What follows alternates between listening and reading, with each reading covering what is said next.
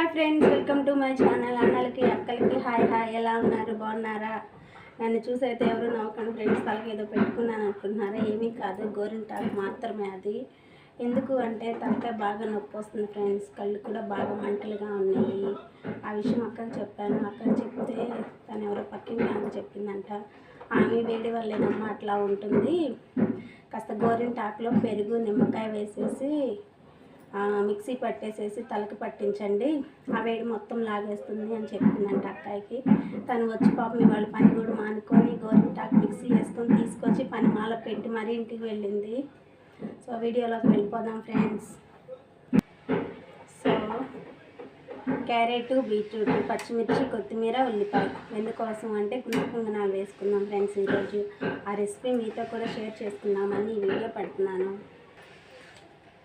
Beetroot, carrot వేసేస్తున్నా. ఎందులో వేస్తున్నాను అంటే దోసపిండిలో వేస్తున్నాను ఫ్రెండ్స్. బీట్రూట్, క్యారెట్ వేసేసాను.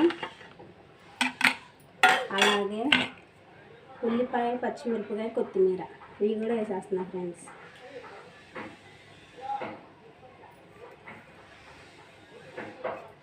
మొత్తం అయితే ఈ పిండిలో వేసేస్తున్నాను.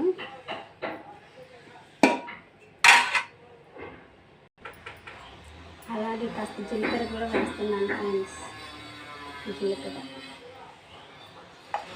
జీలకర్రతో పాటు మనకి సరిపడేంత సాల్ట్ కూడా వేస్తున్నాను.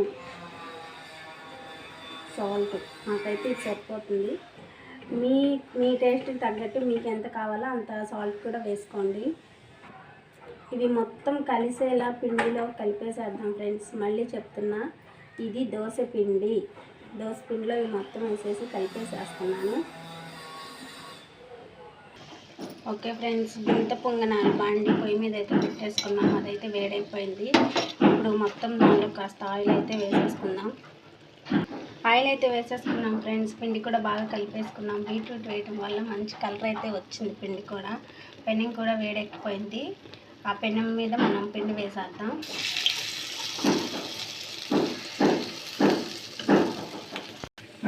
పెనం మొత్తం పిండి వేసేసాం ఫ్రెండ్స్. ఇప్పుడు దీని మీద మూత పెట్టేసి ఉడికించుకుందాం. అయిపోయింది ఫ్రెండ్స్. ఒక సైడ్ అయితే బాగా కాలింది, రెండో సైడ్ మనం అన్నీ షిఫ్ట్ చేసుకున్నాం.